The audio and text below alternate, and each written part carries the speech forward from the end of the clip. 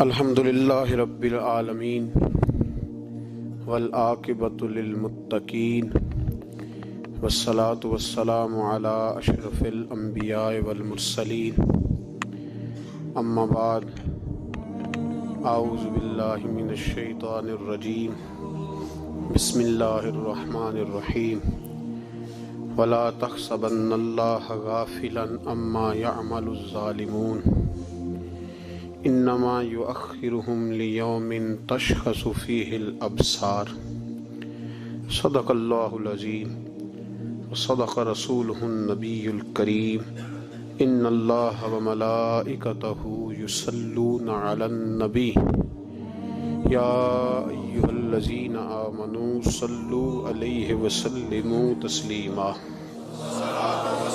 الصلاۃ والسلام علیک یا رسول اللہ وعلى آلك وأصحابك يا سيد يا حبيب الله الصلاة والسلام عليك يا سيد يا نبي الله وعلى آلك وأصحابك يا سيد يا نور الله اللهم صل على سيدنا ومولانا محمد معدن الجود والکرم وآلہ وبارک وسلم۔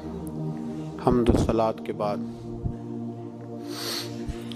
اسلامی طرز زندگی میں سب سے زیادہ جس چیز پر زور دیا گیا ہے وہ یہ ہے کہ کسی کے ساتھ کبھی بھی زیادتی نہ کی جائے، ظلم نہ ہو۔ نبی پاک سید عالم صلی اللہ تعالی علیہ وسلم کی تشریف آوری کے جو مقاصد ہیں ان میں میرے محبوب کریم صلی اللہ علیہ وسلم نے جس چیز پر سب سے زیادہ زور دیا ہے وہ یہ ہے کہ میں ظلم ختم کرنے آیا، ظلم نہیں ہونا چاہیے۔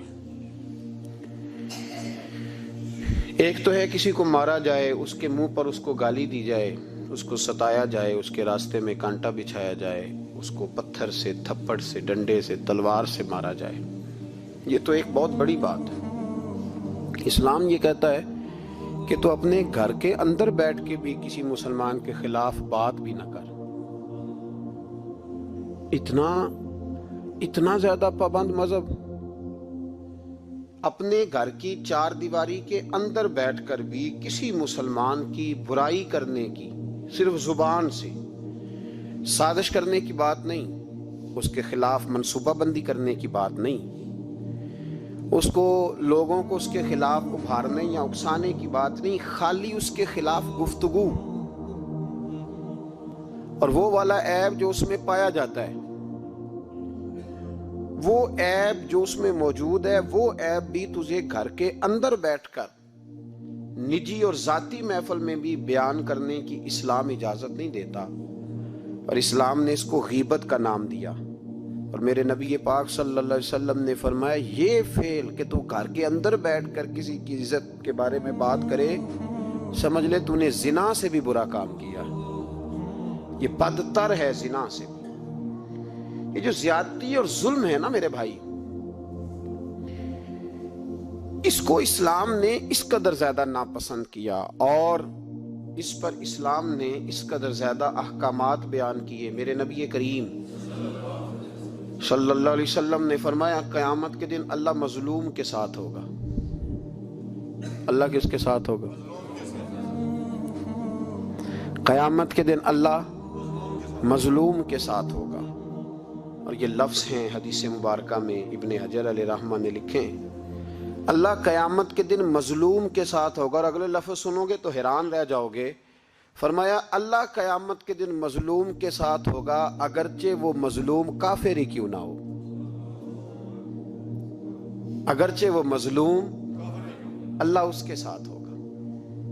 اللہ قیامت کے دن مظلوم کے ساتھ ہے، اگرچہ وہ والا رٹا نہیں کہ میری برادری کا ہے تو میں نے سپورٹ تو کرنی ہے نا، ہم تو ظالموں کے ساتھ ہوتے ہیں۔ ہمارے دیہاتوں میں رواج ہے کہ نوجوان کسی کی عزت پر ہاتھ ڈالتا ہے، کسی کی بیٹی کو بھگا کے لاتا ہے تو اس کے دوست اس کی مدد کرنا فریضہ سمجھتے ہیں، اس کو سپورٹ کیا جاتا ہے، اس کو رہنے کو جگہ دی جاتی۔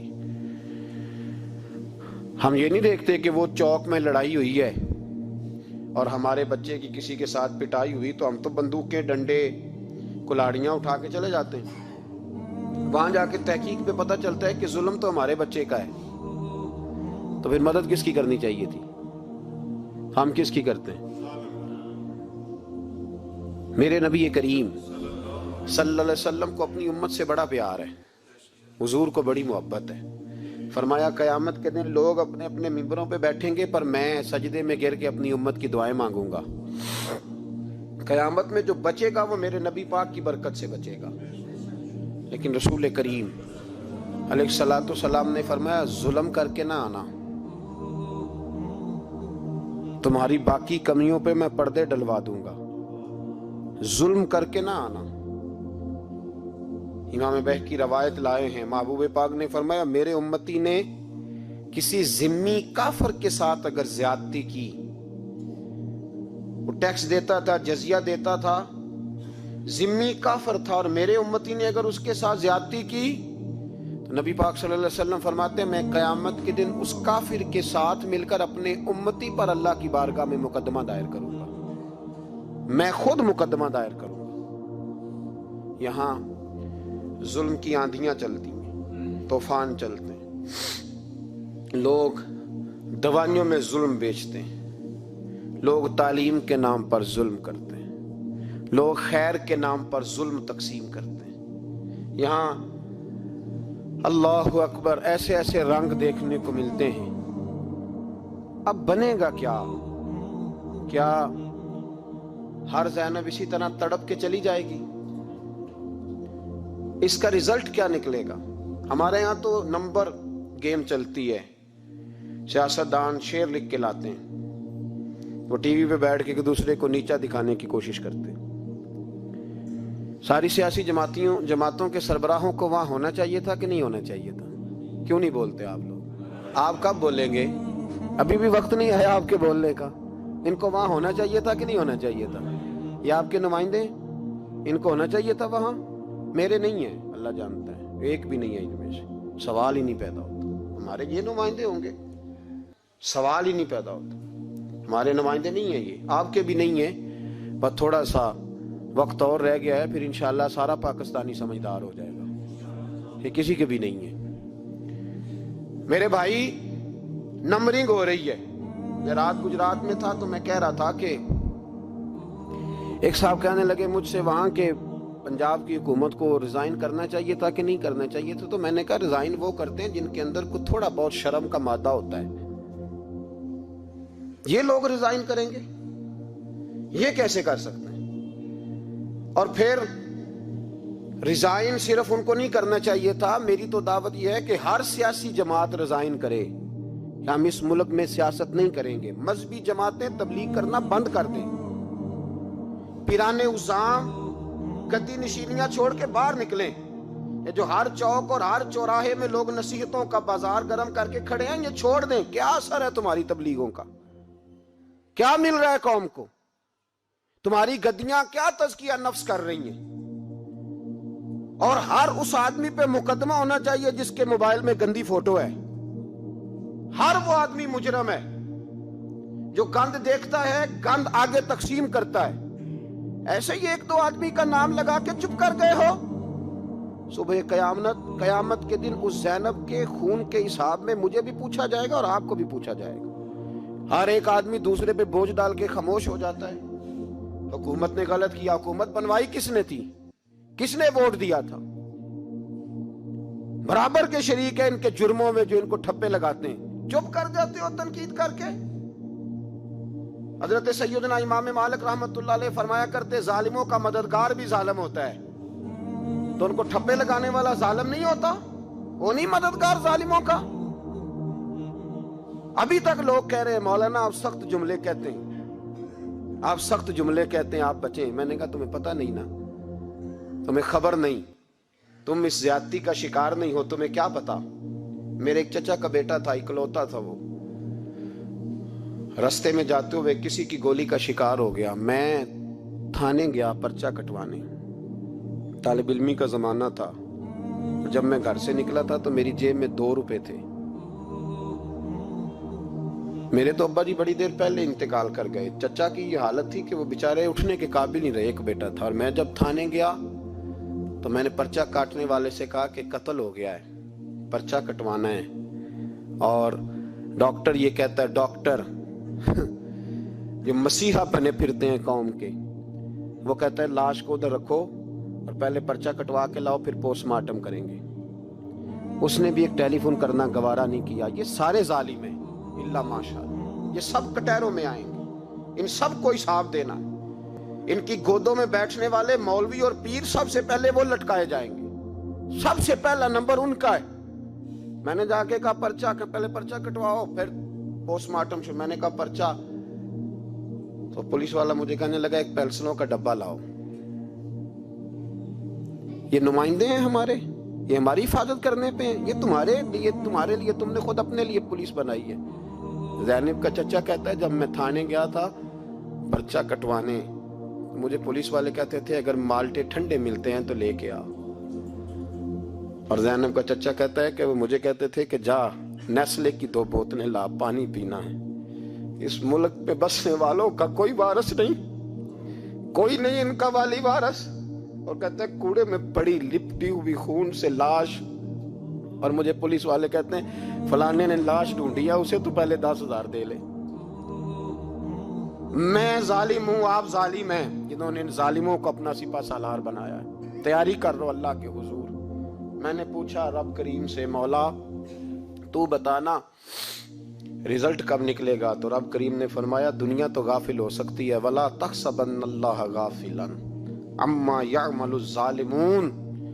گھر جا کے سورۃ ابراہیم کی آیت نمبر 42 پڑھو. رب فرماتا ہے اللہ غافل نہیں ہے ان لوگوں سے جو دنیا میں ظلم کر رہے ہیں. اللہ ظالموں کے کاموں سے غافل, تو پھر مولا رزلٹ کیا ہے؟ فرمایا انما یؤخرہم لیوم, اللہ نے ایک دن کے لیے یہ فیصلے رکھے ہوئے. رب روز عدالت نہیں لگائے گا, اللہ نے ایک دن رکھا ہوا. تشخص فیہ الابصار, فرمایا میں ظالموں کو اس طرح لٹکاؤں گا کہ لوگوں کی آنکھیں کھلی کی کھلی رہ جائیں گی. میں ظالم کو, رب کریم فرماتا ہے مجھے کوئی غافل نہ سمجھے, وقت آنے والا ہے, وقت آنے والا ہے. حضرت وہب ابن منبہ رحمت اللہ تعالی علیہ فرماتے ہیں, آپ فرماتے بنی اسرائیل کے اندر ایک بادشاہ بڑا ظالم تھا. اس نے محل تعمیر کرنا شروع کر لیا, محل بن رہا ہے, محل کے بیچ ایک جھونپڑی آ گئی, کٹیا ایک بوڑھی عورت کی. تو بادشاہ نے اس بی بی سے کہا کہ یہ کٹیا, یہ جھونپڑی دے دو, میرے محل کا نقشہ خراب ہوتا ہے. بوڑھی کہنے لگی میں بیوہ بھی ہوں, بے اولاد بھی ہوں. جب میں بیاہ کے یہاں آئی تھی تو میرے ابا نے کہا تھا بیٹی تیرا جنازہ نکلنا چاہیے, تو چلو میں پکا ہوا پھل ہوں, تھوڑا وقت رہ گیا ہے, مر جاؤں گی تو تمہارا ہی ہے, میرا کون سا قبالی وارث ہے. چلو زندگی کی جو سانسیں رہ گئی ہیں مجھے یہاں گزار لینے دو. توجہ ہے نا میرے عزیزوں کی, مجھے یہاں گزار لینے دو. بوڑھی منت کرنے لگی. بادشاہ نے کہا نہیں نہیں, تو پیسے لے اور ہمیں خالی کر کے دے جھونپڑی. بادشاہ نے اصرار کیا تو بوڑھی کہنے لگی نہیں میں نہیں دوں گی. وہ اپنے گھر کے اندر بیٹھ گئی. یوں سمجھ لیجئے کہ بلڈوزر تیار کر کے چھپا دیا گیا. 2 4 5 سپاہی کھڑے کر دیے کہ بوڑھی نے کو ساری زندگی گھر میں تو نہیں نہ بیٹھنا, نکلنا تو ہے نا باہر. جب نکلے نا تو فوراً اس کا مکان گرا دو, 2 4 5 10 مستری کٹھے لگاؤ, دیوار بنا دو. اس طرح قبضے ہوتے ہیں. بوڑھی کچھ دیر تو چمٹی رہی گھر کے ساتھ, پھر اس کو نکلنا بھی تھا. جب اس نے سمجھا کہ امن ہو گیا ہے پھر وہ بوڑھی باہر نکلی. اور جب وہ گئی باہر, چند گھنٹوں کے بعد واپس آئی تو جھونپڑی گری ہوئی تھی. گھر کی چھت کے تنکے ہواؤں کے ساتھ بکھرے ہوئے تھے. نیا مکان بن گیا. وہب ابن منبہ علیہ رحمہ فرماتے اس بی بی نے جو دعا مانگی تو عرش فرش ہلنے لگے, زمین کانپنے لگی. اس بی بی نے لفظ پتہ کیا ادا کیے؟ کہنے لگی اے اللہ میں تو موجود نہیں تھی, تو بتا تو کہاں تھا؟ اللہ میں تو نہیں تھی. زینب کی اماں بھی پوچھتی ہے اللہ میں تو نہیں تھی, تو تو موجود تھا نا.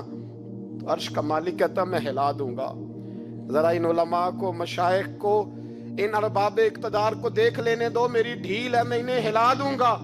कहती अल्लाह मैं तो नहीं थी, तू कहाँ था, तू बता। रब करीम ने फरमाया जिब्रील दौड़ के जा, दौड़। अल्लाह हुक्म क्या है, फरमाया पलट दे इस बस्ती को, तबाह कर दे उन लोगों को जो जुल्म पर चुप रहते, उन्हें तबाह कर दे। दुनिया में कतील उससे मुनाफिक नहीं कोई, दुनिया में कतील उससे मुनाफिक नहीं कोई जो जुल्म तो सहता है बगावत नहीं करता, उससे मुनाफिक नहीं कोई। मुनाफिक बन के जीना बंद कर दो, अब मोमिन बन के जीना सीखो, इन जालिमों के खिलाफ बोलो। मेरे अजीज कहते हैं तबाह कर दो बस्ती को, बस्ती उलट दी, घर तबाह हो गए। याद रखो अर्श का मालिक कहता है तो मैं देख रहा हूं, वरना कोई मौजूद ना था, मैं तो था ना, मैं तो सारा कुछ देख रहा हूं। मैं इस वला तहसबन्नल्लाह गाफिलन अम्मा यअमलुज़ ज़ालिमून, लोग अल्लाह को गाफिल ना समझें। और फिर मीडिया चीखता है, मीडिया चीखता है, कहता है जी बड़ा जुल्म हुआ। इस काम में सबसे ज्यादा किरदार इस बुराई को फैलाने में मीडिया का है।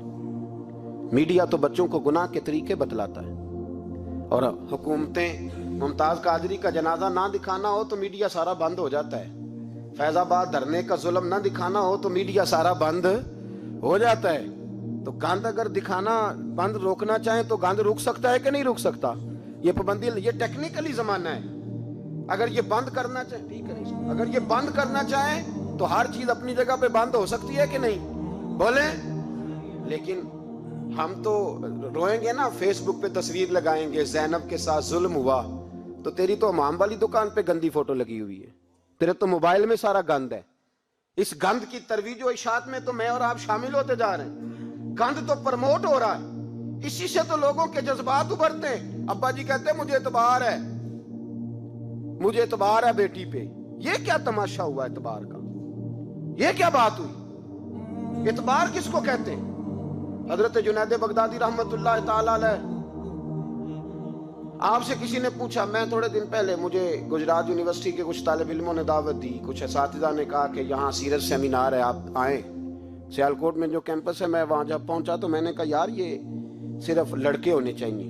कहने लगे इतने इतने बोले मौलवी तकरीर करते हैं लड़कियों में, तो आप, तो मैंने कहा यार मुझे दिखिया नू समझ लो, पुराने ख्यालात का हूँ, और वैसे भी मेरे लिए मौलवी हुज्जत नहीं, मेरे लिए रसूलुल्लाह का दीन हुज्जत है, तो आप पर्दा कराएं। खैर उन्होंने मेहरबानी की, कोई पार्टीशन हो गई। जब मैं पहुंचा तो शायद 1.5 मिनट लगा हो मुझे गेट से हाल में जाने तक, लेकिन वहां जो बच्चे और बच्चियों का मैंने हाल देखा तो मैं दुआ मांग रहा था, ऐ अल्लाह तू इस कौम पे फजल फरमा, इस कौम पे। अब्बा जी कहते मुझे एतमार है।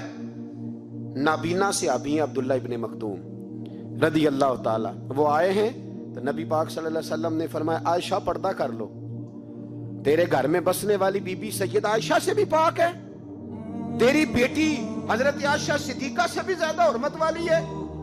नबी पाक ने फरमाया आयशा पर्दा करो, हुजूर वो नाबीना है। फरमाया तुम्हें तो नजर आ रहा है ना, तेरा एतबार यहां से भी ज्यादा बढ़ गया है। हजरत जुनैद बगदादी से कहा हुजूर हमें कुरान शरीफ पढ़ा दें। आपने फरमाया दरमियान में औरतें पर्दा डालें फिर पढ़ाऊंगा। कहा हुजूर कुरान पाक ही पढ़ाना है। तो हजरत जुनैद फरमाने लगे पढ़ाने वाले हसन बसरी हो और पढ़ने वाली राबिया बसरी हो और दरमियान में कुरान पढ़ा हो, फिर भी मैं उन्हें बगैर पर्दे के पढ़ने की इजाजत नहीं देता। यहां तो हाल ही कोई नहीं। इस गंद को रोज प्रमोट करते हो, नौजवानों के जज्बात बिखरते हैं और बिखरते हैं, और फिर उसके बाद कहते हो कि आग ना लगे। ये कैसे हो सकता है? तुमने खुद आग लगाई है चमन में अपने, बेसबब गर्दिश अय्याम को इल्जाम न दो। तुमने खुद नूर का जुल्मत से किया है सौदा, करके तौहीन सहर शाम को इल्जाम न दो। ओ भाई याद रखो, जब तक ये गंद रहेगा फहाशी और उरियानी रहेगी। इंडिया के अंदर ज्यादती के वाकयात ज्यादा है पाकिस्तान की निस्बत। क्यों? इसलिए कि गंद ज्यादा है, फहाशी और उरियानी। इस्लाम ने तो नजर तक पर पाबंदी लगा दी, कहा अपनी नजर भी मोमिन झुका के रखे। जो चीजें सबब बन सकती हैं उन पर भी पाबंदी लगा के रखी। हम तवज्जो ही नहीं करते, ख्याल ही नहीं है, इसको प्रमोट किया जाता है। और सबसे दूसरी बड़ी वजह यह है कि मुजरिम को सजा नहीं मिलती।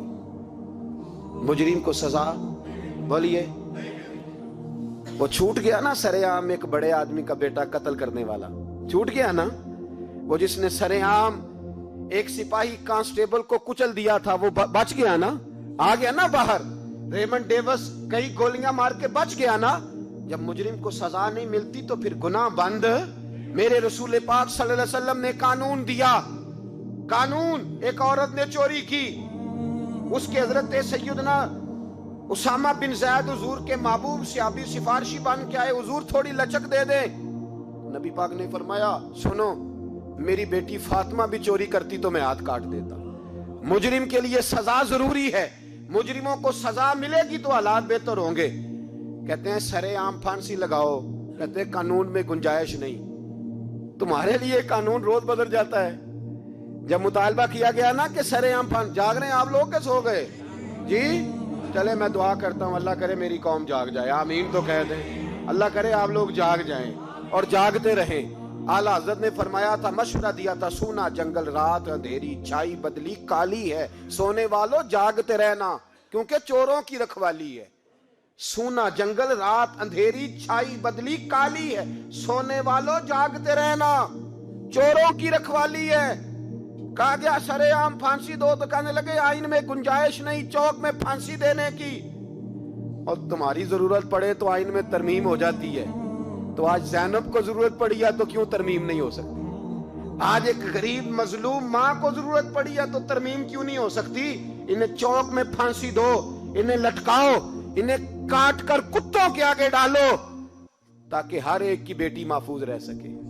اور وہ زینب کسی اور کی بیٹی نہیں، وہ میری بیٹی ہے، وہ میری بیٹی ہے۔ کبھی 6 سال کی بیٹی سینے پہ لٹا نا اور پھر اس باپ کا درد محسوس کر، تجھے اندازہ ہو کہ بیٹی تو بیٹی ہوتی ہے۔ حاتم تائی کی بیٹی ننگے سر دربار رسالت پہ آئی تو میرے نبی پاک نے چادر دی۔ سلمان فارسی کہنے لگے سونیا کافر کی بیٹی ہے، تیری پاک چادر ہے، میں اپنی نہ دے دوں؟ تو حضور نے فرمایا سلمان چپ کر جا، بیٹیاں سانجی ہوتی ہیں، بیٹیاں سانجی ہوتی ہیں، چپ کر۔ کافر کی بیٹی صحیح بیٹی تو ہے نا، اور بیٹیاں تو سانجی ہوتی ہیں۔ یہاں اتنا ظلم اور اتنا حشر ہو گیا اور کہتے ہیں پتہ نہیں چلا۔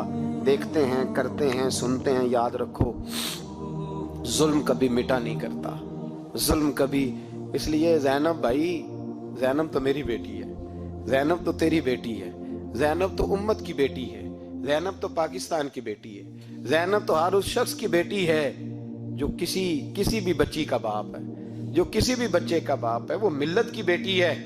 اس لیے وہ دکھ کسی ایک کا نہیں، وہ سب کا برابر کا ہے۔ بس یاد رکھو اس معاشرے میں پہلی بات یہ، اس گند پہ، بے حیائی پہ کنٹرول۔ دوسری بات یہ، تدارک عرض کر رہا ہوں، مجرم کو سزا ملے۔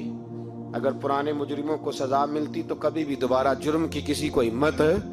حضرت عمر کے زمانے میں جرم کیوں بند ہوئے تھے؟ اس لیے کہ وہ سرے عام کوڑے مارتے تھے، ان کا درہ لٹکتا تھا، وہ کسی کو گنجائش نہیں دیتے، کسی کو گنجائش۔ گورنر کا بیٹا بھی زیادتی کرتا تو چوک میں کھڑے ہو کے درے مارتے۔ فرماتے لوگوں کی ماؤں نے انہیں آزاد پیدا کیا، تم نے کیسے غلام بن لیا؟ یہاں جب قانون بدلتا ہے اور پھر شکوہ ہے، ہمیں غریب آدمی نے تو پرچہ درج کرانا ہو تو اس کو تو چودھری صاحب بھی وقت نہیں دیتے، اس کو تو چودھری صاحب بھی کہتے ہیں گڈی کرائی آ، پیسے ہے نہیں تھانے جانے دے، اتنے پیسے لگ دیں۔ ظالموں ڈرو اللہ تعالیٰ سے، ڈرو۔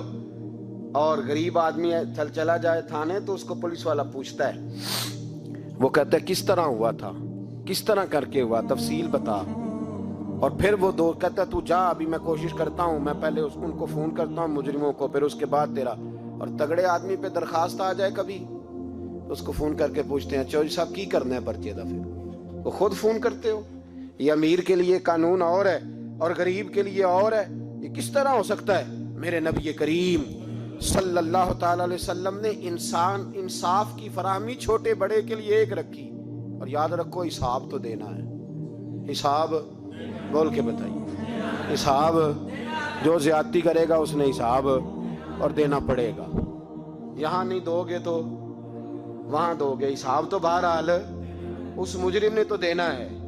لیکن ارباب اقتدار نے بھی، حضرت عمر فرمایا کرتے تھے میرے دور میں کتا بھی پیاسا مر گیا تو حساب میں نے دینا ہے۔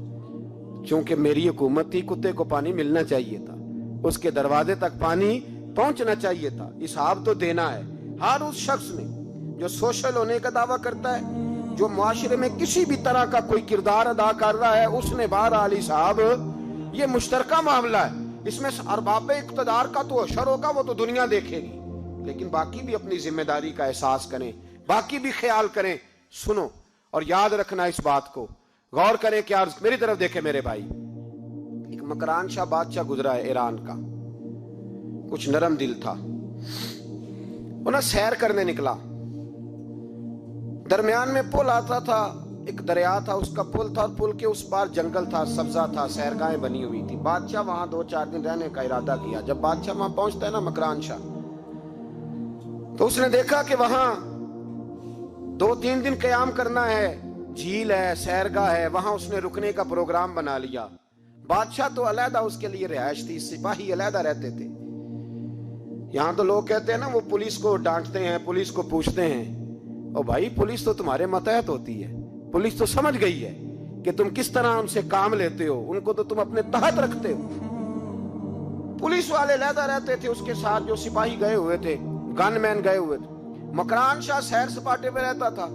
ایک بوڑھی عورت تھی، اس کی ایک گائے تھی، وہ جنگل کے اندر بوڑھی رہتی تھی، گائے اس کی وہاں چرتی رہتی تھی۔ شام کو وہ گائے گھر لوٹتی، بوڑھی دودھ پی کے سو جاتی۔ سپاہی اس بوڑھی کے پاس آئے، کہنے لگے تیری گائے بڑی صحت مند ہے، ہمارے ہاتھ بیچ دے۔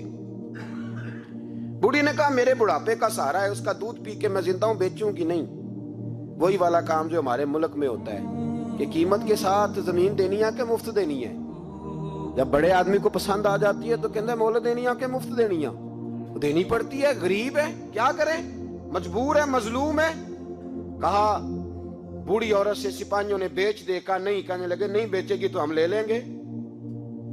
اس عورت کی گائے زبردستی سپاہی ذبح کر کے کھا گئے۔ بوڑھی نے بادشاہ تک پہنچنا چاہا لیکن اس کو پہنچنے نہ دیا گیا، منع کر دیا گیا، اس کی رسائی نہ ہو سکی، غریب عورت تھی۔ جس دن مکران شاہ واپس آ رہے تھے نا، سیر کر کے پل سے گزر رہے تھے، تو کسی نے بوڑھی سے کہا کہ بادشاہ گزرے گا۔ وہ چھپ کے پل پہ بیٹھ گئی، اور مکران شاہ جب پل سے گزرنے لگے تو بوڑھی آگے آئی اور اس کے گھوڑے کی لگام پکڑی، ایسا جملہ کہا کہ مکران شاہ چکرا کے زمین پہ گرا۔ اور بوڑھی کہنے لگی مکران شاہ تیرے سپاہی میری گائے ذبح کر کے کھا گئے ہیں، تو بتا اس کا حساب اس پل پہ کھڑے ہو کے دینا کہ پل صراط پہ دینا ہے؟ بتا یہاں کھڑے ہو کے دے گا کہ وہاں کھڑے ہو کے دے گا؟ بول۔ ارباب اقتدار، حکومت کے ایوانوں میں بیٹھنے والوں، بتاؤ زینب کا حساب قصور کے چوک میں کھڑے ہو کے دو گے کہ میدان محشر کے چوک میں کھڑے ہو کے دو گے؟ بتاؤ کہاں حساب دینا ہے، یہاں دینا ہے کہ وہاں دینا ہے؟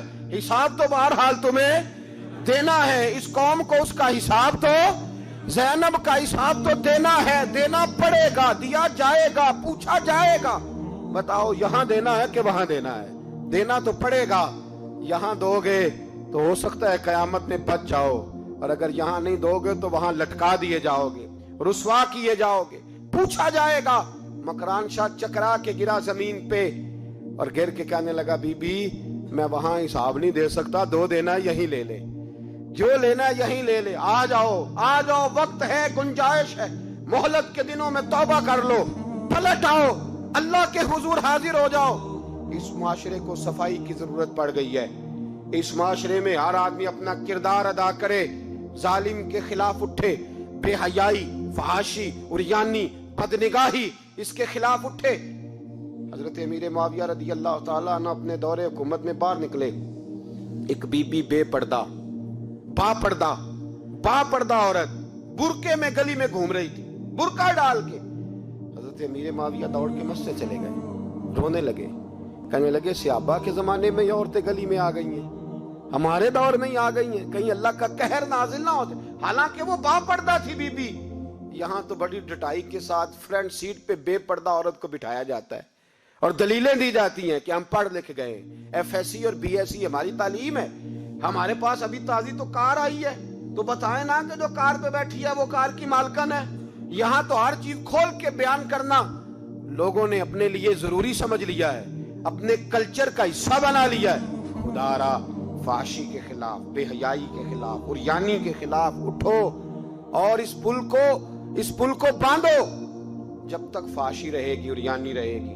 پاکستان میں 10 کے قریب بچوں کے ساتھ روز زیادتی ہوتی ہے۔ یہ آپ کے قومی اخبارات کی آج صبح کی رپورٹ ہے۔ یہ تو وہ چیزیں ہیں جو کھل کے باہر آ گئیں، اور اس کے علاوہ جو بے حیائی کے اڈے کھلے ہوئے ہیں، نہ جانے ان کی تعداد کتنی ہے۔ کس قدر زیادہ ظلم ہو رہا ہے۔ میرے رسول پاک صلی اللہ تعالی وسلم نے فرمایا جب کوئی زنا کرتا ہے تو ایمان اس کے سینے سے نکل جاتا ہے اس کے سینے سے۔ آنکھوں پر پردہ ہونا چاہیے، کانوں پر پردہ ہونا۔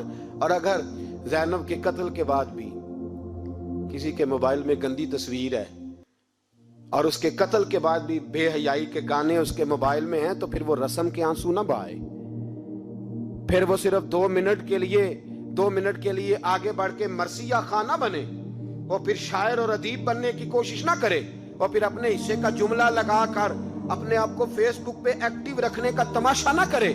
کیا مطلب ہوا ان چیزوں کا؟ اگر ابھی بھی برائی کے خلاف نہیں اٹھنا، بے حیائی اور فحشی کے خلاف نہیں اٹھنا، میرے عزیزو آخری بات سننا اور اس کو ہمیشہ یاد رکھنا۔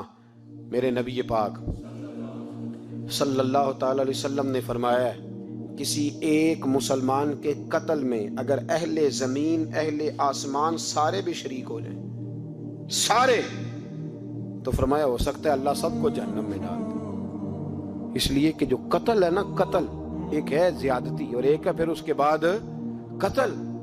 ایک انسان کا قتل انسانیت کا قتل ہے، اتنا بڑا ظلم۔ اور یہاں تو اب قتل کی خبر آ جائے نا اخبار پہ تو اتنی دلچسپی والی رہتی نہیں۔ اتنے لوگ قتل ہو گئے، کوئی حرج نہیں۔ یہ تو ہمارے ہاں تو کسی سیاستدان کی شادی کی خبر آئے گی تو بہت دلچسپی والی ہوگی، اس پر تبصرے ہوں گے، کمنٹس ہوں گے، ایک بندہ مر گیا، ٹھیک ہے، غریب آدمی تھا، قتل ہو گیا، جان چھوٹی، معاذ اللہ، اس پہ کون توجہ کرتا ہے؟ یہاں تو ان کے میلے چھیلے تماشوں پر لوگ تبصرے کرتے ہیں۔ یہ جو کوئی نئی ایکٹنگ کر کے دکھاتے ہیں اس پر ہماری توجہ جاتی ہے۔